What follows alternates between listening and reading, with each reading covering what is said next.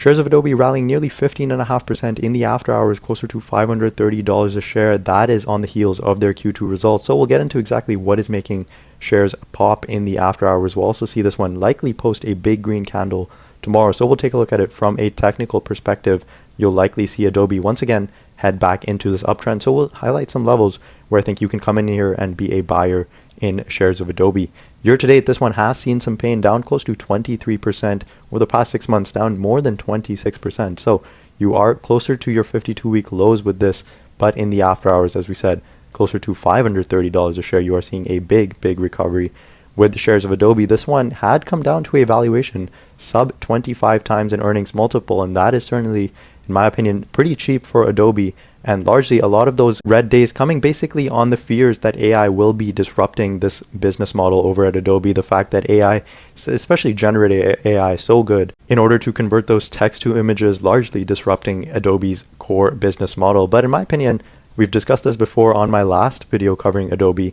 I think AI won't be disrupting Adobe. In fact, I think Adobe is riding and embracing the AI wave and will continue to do just fine alongside the developments in generative AI. Along with that, you have the enterprise reach, which Adobe certainly has. And as AI becomes more regulated, I think this is a company that will continue to thrive. We'll get more into all of that as we get along in this video. But first up, we have Q2 results coming out after the bell. Revenues came in at $5.31 billion. That was good for 10% growth year over year. If you account for constant currency, that was actually 11% growth. It did come in with a beat of close to $20 million on their top line estimates. In terms of bottom line non-GAAP EPS, that came in at $4.48.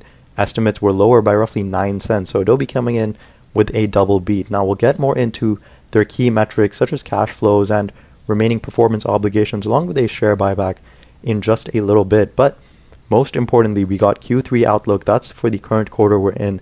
Adobe guiding for total revenues to come in at 5.33 up to $5.38 billion. Consensus was closer to $5.4 billion. So Adobe coming in just shy of consensus estimates. Now, what I did was I went back to Adobe's Q1 press release where they guided for Q2 outlook, at least on that revenue side, to be between 5.25 up to 5.3 billion. Back then, the consensus for the Q2 was closer to 5.31. So when Adobe came out with their Q1 earnings, they guided for Q2 revenues to be just shy of consensus estimates at 5.31 billion. Now what they came in was a number exactly at 5.31 for their Q2s, and they're guiding for Q3 revenues to once again be just shy of consensus estimates. So if I had to be a betting man, what I would guess is Adobe will come in here, post a number likely very close to $5.4 billion. It will come in higher than their own guidance, and as analysts come in and likely bump down their estimates for the upcoming Q3, Adobe will come in there and come in with a beat. This is a company that tends to underpromise and overdeliver simply in order to beat those estimates, beat Wall Street, and beat their own guidance in order to paint a pretty picture, at least for those headline numbers. And I think that's a smart move over at Adobe, is underpromising and over-delivering quarter in and quarter out. Now, where they are outpacing consensus estimates is on the EPS side, as this is a company estimating $4.50 up to $4.55 in bottom line EPS. That's for the upcoming quarter. Estimates were closer to $4.47. Similarly, on their full year 2024 outlook, they're actually bumping up their non-GAAP EPS to be between $18 up to $18.20. The average estimate was for the low end of $18. So this is a company continuing to beat those Wall Street estimates on that EPS side and coming basically in line with revenue estimates to what Wall Street is anticipating, and they consistently come in with those beats. So you can expect Adobe to continue to do that as we head along. This is a company that's expected to grow somewhere in that low double digits on their revenue side, and then low to mid double digits on that EPS side as well. And like we talked about at the top, a 25 times earnings multiple, at least on a forward basis. Keep in mind, that's for the fiscal period ending in November. This was Adobe's Q2, and so their Q4 ending at the end of November. And so if you actually paint a 12-month out picture for Adobe, you're actually likely sitting closer to a 23 times a forward earnings multiple. And what we know with this stock is it's a high valuation name for multiple reasons. First of all, you have extremely strong gross margins with this name. You have a software as a service business. So you have those strong 88% gross margins leading to a high net profit margin. you also get a recurring revenue business model with large enterprise customers willing to make those large obligations and sign those big contracts for billions of dollars in order to secure recurring revenue for Adobe. And then lastly, you get a level of predictability with revenues of Adobe. Similar reasons for why you pay a premium for a company like Visa is, I think, why you pay a premium for a company like Adobe. And certainly underneath 25 times in earnings multiple is nowhere where this business needs to be trading. As you see in the past, this is a company closer to 40, if not 50 times in earnings multiple. Certainly as their growth slows down, this is a company likely won't be trading close to that anymore. But I think anything below a 30 times in earnings multiple for Adobe, certainly a pretty good deal if you were to ask me. Now, last week we got a news item over at Adobe that certainly sent shares lower when it came out, and that was due to the fact that Adobe updated their terms and conditions for its Creative Cloud suite, and users were actually locked out until they agreed to let Adobe access content through both automated and manual methods. That is for content review, and certainly the negative reactions came in quickly as you had, in fact, movie directors come in and say that they're working on movies, and suddenly Adobe certainly does not have the right to any of the work they're doing simply because they pay for an app like Photoshop. And so Adobe was quick in issuing a statement saying that the focus of the message was simply to improve the moderation processes that they have in place. And to that, I actually have a lot of agreement too. I think Adobe updating its terms of use and terms of service really came in and was misinterpreted by its users, thinking that Adobe suddenly has the right to the work that people are doing, at least on Adobe's products. And so they came in with this statement that they actually don't own any of the creative work that their users do. And along with that, they don't train their Firefly AI technology on their users' content. And so they came in and made those two commitments that their Firefly Gen AI models do not get trained on customer content. And along with that, Adobe not assuming ownership of customers' work and simply not being able to use those NDA or proprietary customer information. And so I think this was a news item that certainly caused Adobe stock to sell off simply because consumers and users were willing to boycott and protest against Adobe for something they actually, in my opinion, misunderstood. And Adobe's terms of use simply come from the fact that they're looking to add more content moderation simply because Gen AI is becoming a more dangerous tool, especially for data misinformation. And I think more human moderation will be needed in order to review that sort of content. And so I think that's really where Adobe was coming from. They clarified their commitments, and I think moving forward, this likely won't have a large impact on Adobe as their enterprise customers will continue to simply use their products because, in fact, they are so sticky. And I think those are the reasons why AI simply won't be the end of Adobe. This is a company embracing AI, incorporating it into its tools in the form of Assistant or Firefly. They also have that enterprise customer reach. You saw people simply making movies using Adobe's products.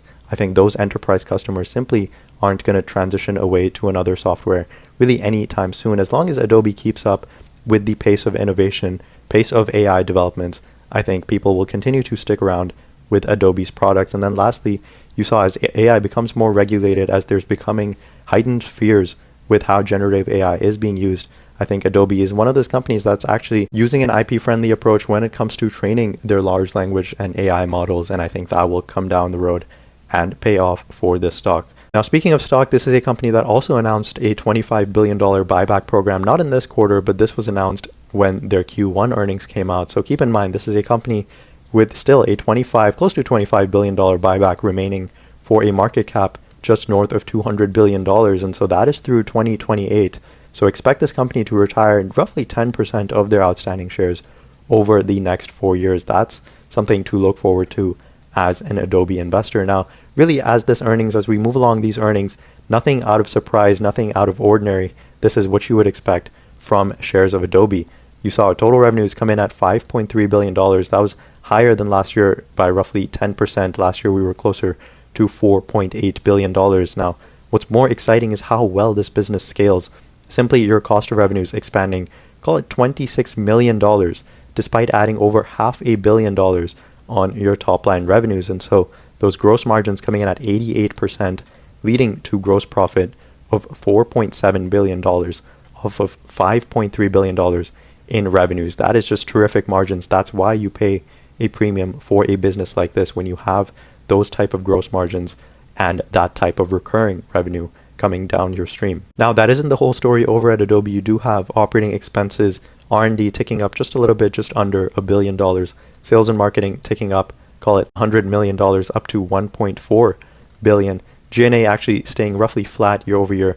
And so your total operating expenses staying in check at $2.8 billion, rising just moderately along with those growing revenues. And so you generate $1.88 billion in operating income. That's over the last 3 months. Over the last 6 months, you're at $2.8 billion. Keep in mind, that is still lower than the last 6 months of 2023. And that's largely because this is a company that recognized that $1 billion acquisition termination fee where they were set to buy Figma, yet that deal fell through. And so they had to pay $1 billion to Figma in order for that deal to not go through. So certainly, in my opinion, that Figma deal falling through, probably a better thing for Adobe, considering they have similar competitors to Figma's products in-house. And then along with that, they were simply willing to pay, I think, too much for Figma, nearly 50 times sales. I think that is a steep price to pay for Figma and something that would have blown up this company's balance sheet. And so for that reason, on a 6-month basis, you do have your operating incomes actually lower year over year, but keep in mind that $1 billion acquisition termination fee, certainly not something that will tend to reoccur. And so for the last 3 months, you have $1.5 billion in net income. Last year, you were closer to 1.3. So nothing out of the ordinary. This is exactly what you would expect from Adobe, scaling those revenues and scaling those net incomes in line. From a balance sheet perspective, this is a software as a service business. So extremely well capitalized business. You're looking at $7.6 billion in cash and equivalents, total assets coming north of $11 billion. This is a company at $9.5 billion in current liabilities with roughly $1.5 billion in short-term debt. So certainly they do have a little bit of short-term debt. Likely this will get paid off over the next 2 quarters. And then you have close to $4 billion in long-term debt. So from a debt perspective, not a whole lot, still having nearly enough cash to pay off all of their total liabilities on their balance sheet. Nothing to really worry about from that aspect. In terms of their cash flows, we come down to operating cash flows of $1.9 billion. Last year, we were closer to $2.13 billion. But from a free cash flow perspective, this is a company that basically has no capital expenditures. You see just $40 million in CapEx for the most recent quarter. And so you're looking at, on the nose, $1.9 billion in free cash flow that they can use to do their buyback, which they accelerated year over year up to $2.5 billion in share repurchases over the last 3 months. I like that when your stock is down close to 20% year to date. I like the fact that you accelerate your share repurchases from a year ago. And so Adobe certainly not shying back to exercise that $25 billion share repurchase that they do have authorized.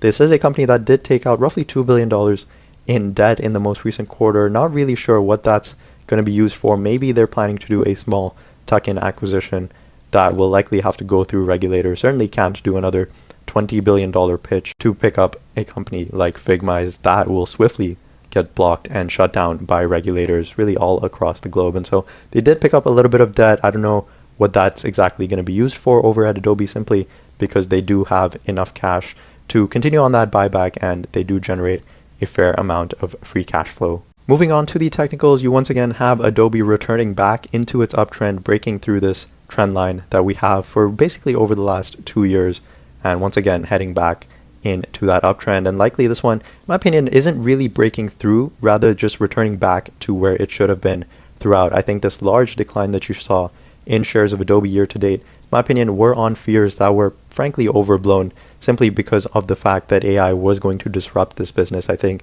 that is not true. I think Adobe will continue to do just fine in the age of AI. In fact, might even thrive in the age of AI. And so this is a company that's once again returning back to really where it should have been all along. And the sell-off was really your opportunity to pick up and build out a position in shares of Adobe as it came down to that 2-year trend line. Certainly, if you didn't get a chance to do that, you still have a chance to do that, as this one, I'd say the first level to pick it up would be closer to this $500 level, as you can expect shares of Adobe to maybe at one point retest this level once again and come back closer to the trend line, at least the bottom end of that trend line, closer to the low end of your 500s. That is once again your chance to pick up and accumulate shares of Adobe. Really, anytime it comes closer to this trend line, that is where I would be a buyer in shares of Adobe. This is one just over a month ago I did recommend in a 3 stocks to buy reel here on YouTube. And so certainly if you caught that and did pick up shares of Adobe at that time, you're probably looking pretty good right about now. So really any pullbacks closer to the low end of 500s, anytime Adobe comes closer to this range, I think that is your chance to buy and hold shares of Adobe. This is a company I certainly wouldn't be afraid to continue to hold for a long time. I think as the quarters roll along and this company continues to have large amounts of remaining performance obligations, continues to increase their net new annual recurring revenue to the scale of close to $500 million every quarter, I think people will realize enterprise customers continue to stick around and use Adobe's products. And this is a company that won't get disrupted by AI anytime soon. That was my take on shares of Adobe. Let me know your thoughts on this one in the comment section below, whether you think AI will really come in here and disrupt the Adobe business model, or whether you think they'll continue to ride the AI wave and continue to chug along as they have been. Let me know your thoughts in the comment section below. As always, thanks so much for listening, and I'll catch you guys in the next video.